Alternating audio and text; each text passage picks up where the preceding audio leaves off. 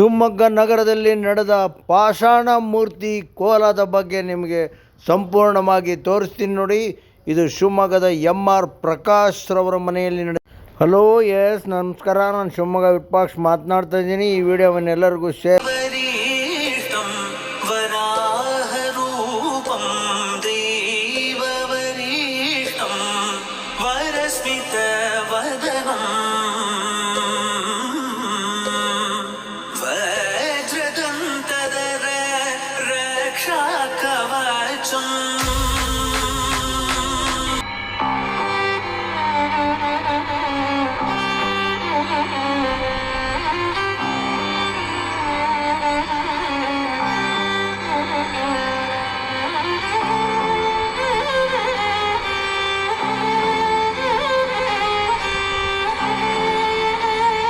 ಈ ವಿಡಿಯೋವನ್ನು ಭಕ್ತಿಯಿಂದ ಎಲ್ಲರಿಗೂ ಶೇರ್ ಮಾಡೋದನ್ನು ಮರಿಬೇಡಿ.